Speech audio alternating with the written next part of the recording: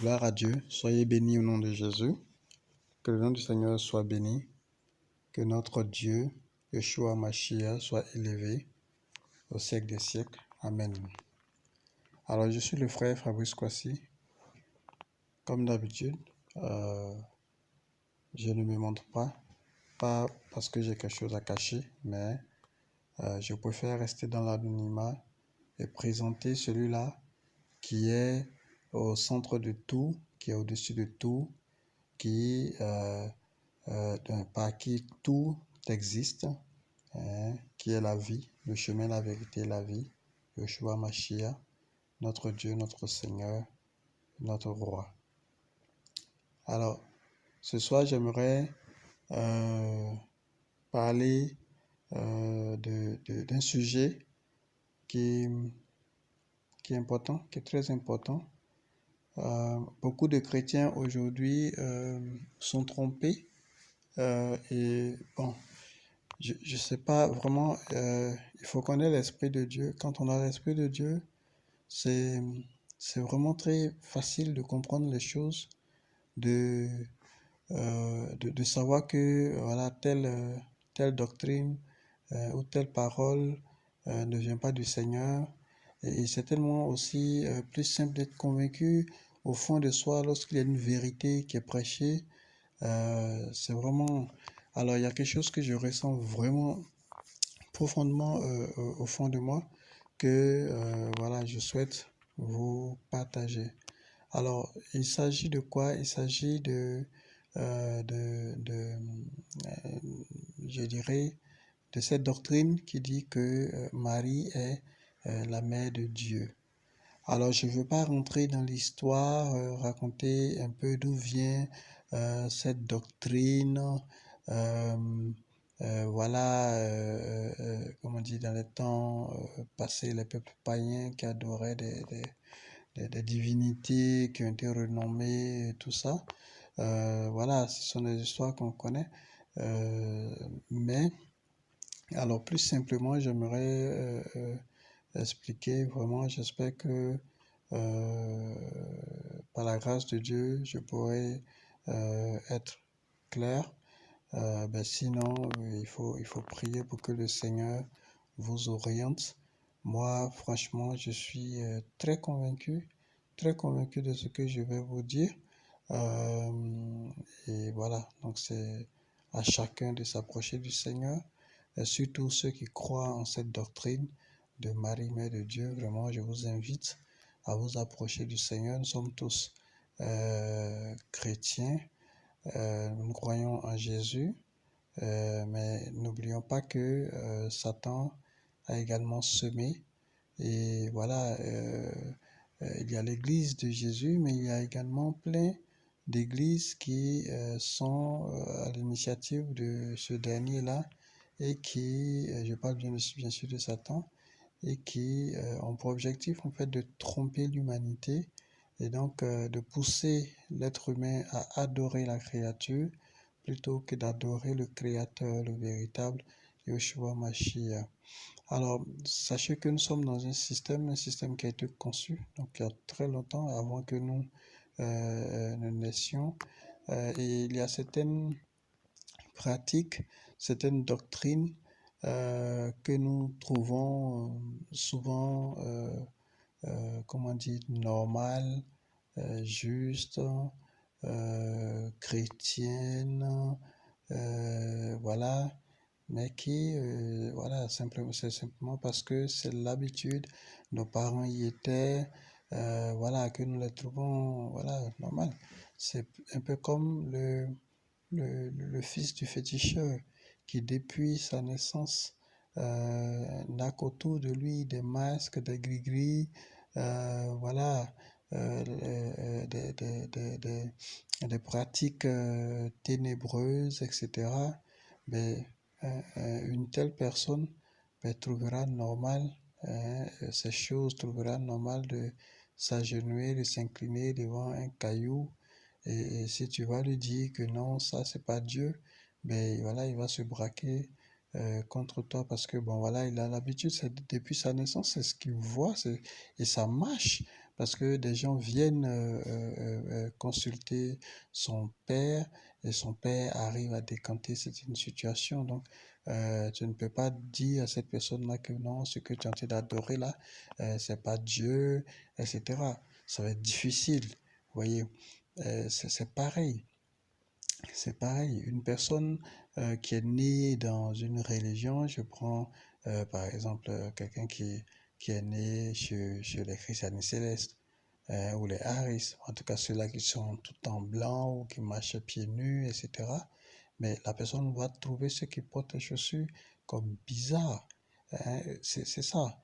Donc, quand tu es endoctriné, c'est difficile de te faire changer de position. Il n'y a que le Saint-Esprit qui peut convaincre une personne et changer une personne. Mais avant cela, il faut que vous-même, vous ayez en vous vraiment l'envie de connaître la vérité. Parce que le Seigneur dit, celui qui cherche, lui se laisse trouver. Mais tant que tu cherches pas, que tu n'es pas vraiment, tu soupilles pas après le Seigneur, après la vérité, ben c'est clair que voilà, tu ne pourras pas trouver ou que le Seigneur ne se présentera pas à toi, sauf si vraiment le Seigneur te fait une grâce particulière. Donc voilà, il faut chercher, il faut soupirer après quelque chose si on veut l'obtenir. Mais si, voilà, on se plaît dans notre position de catholique, de protestant, d'assemblée de Dieu, de ceci, de cela, etc. et autres, et qu'on est très convaincu que voilà, là où nous sommes, c'est la vérité, sans se poser des questions. Toutefois, est-ce que bon, ce que je fais, c'est réellement biblique? Est-ce que le Seigneur est d'accord? Sans aller chercher dans la Bible, sans vraiment faire des recherches, sans prier le Seigneur pour avoir vraiment un retour de sa part, ben, on reste dans notre ignorance. Et puis bon, voilà, on périt dans notre ignorance. Donc, ce que je dis, voilà, chacun est dans une doctrine aujourd'hui. Moi, ce que je veux vous apporter, c'est quelque chose que je ressens fortement en moi. Je sais que je fais des recherches, j'ai fait beaucoup de recherches, que ce soit au niveau de l'histoire. L'histoire affirme, sinon confirme ce que je vais vous dire, mais également la Bible. La Bible confirme ce que je vais vous dire et, et personnellement, en moi-même, je sens que c'est la vérité. Je sens que c'est la vérité. Il y a des versets qui prouvent ce que je vais vous dire. Il y a l'histoire qui prouve ce que je vais vous dire. Et voilà quoi. Maintenant, à chacun de décider s'il veut, s'il aime la vérité ou s'il n'aime pas la vérité. Voilà. Alors, Marie, mère de Dieu. Est-ce que Marie peut être la mère de Dieu? Il faut qu'on sache une chose, c'est que Yeshua, lorsqu'il était sur terre, était un homme, mais il était également Dieu. C'est-à-dire, la Bible nous dit qu'en lui habitait toute la plénitude, habitait corporellement toute la plénitude divine.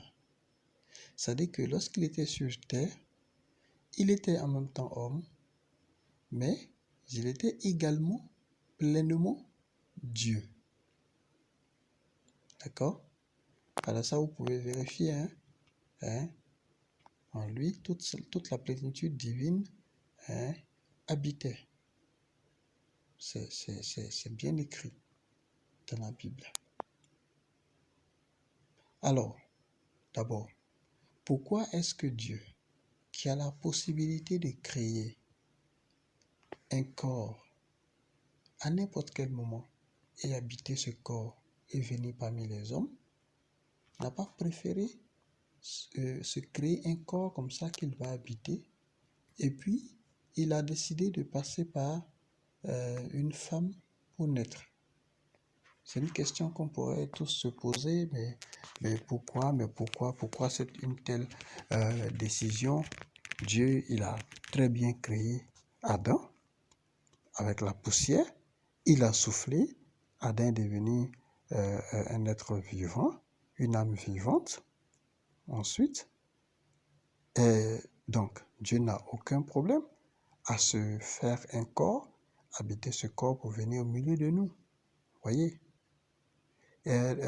plusieurs fois, il s'est présenté comme ça. Il y a l'histoire d'Abraham qui a reçu les 3 personnes. 2 ont continué sur Sodome et Gomorrhe, et l'Éternel est resté avec Abraham. Mais quel corps est-ce que le Seigneur avait lorsqu'il est resté avec Abraham? Le Seigneur s'est fait un corps. Mais là, ce n'était pas un corps fait de la poussière. Mais il était bien visible.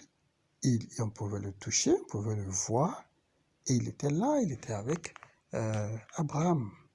Donc, le Seigneur pouvait très bien apparaître comme ça aussi au milieu d'Israël, hein, et puis faire tout ce qu'il a fait, prêcher la bonne nouvelle, guérir les malades, etc., etc., etc.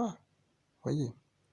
Mais pourquoi est-ce que le Seigneur est né comme nous, normalement, etc. Donc, ça, souvent, on n'arrive pas à comprendre. On se demande, mais pourquoi?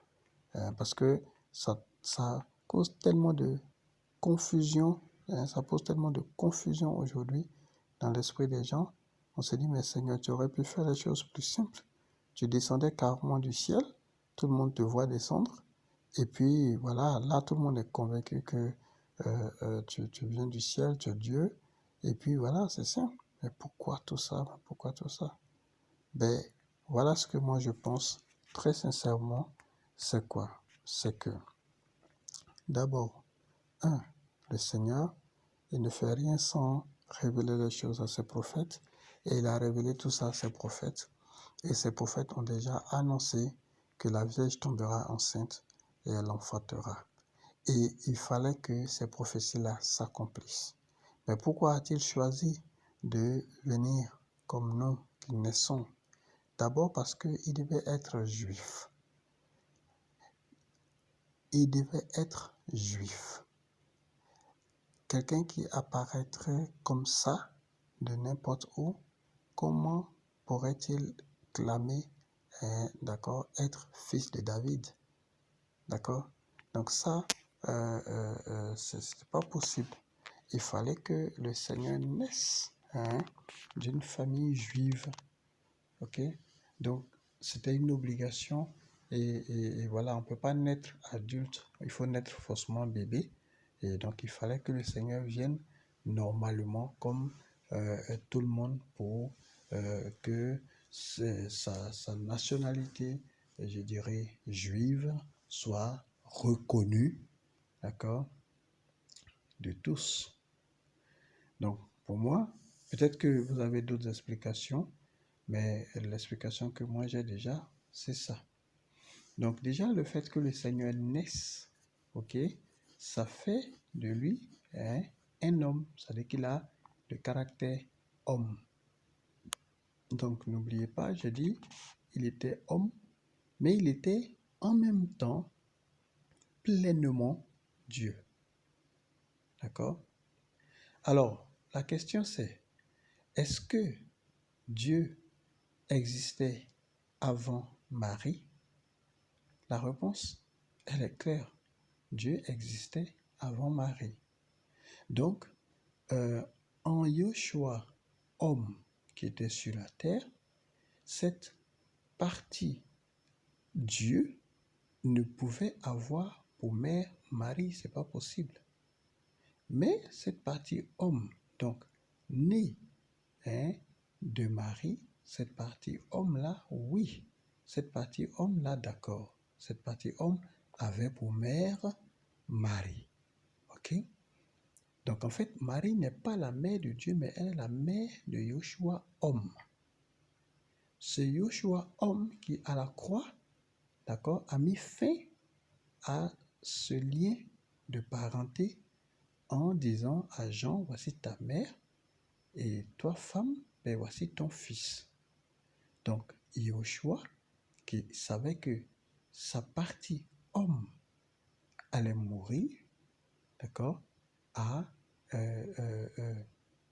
indiqué là clairement que ben, c'était fini, que cette relation-là, elle était terminée. Alors, certains, en lisant ces versets, voient Yoshua en train de consoler Marie et autres, mais non, moi, ce que je crois, ce que je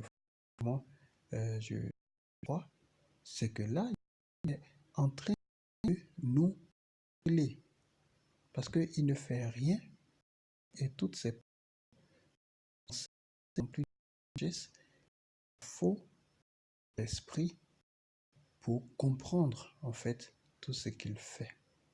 Donc là, il est en train d'indiquer que cette relation, d'accord, mère et fils, entre lui et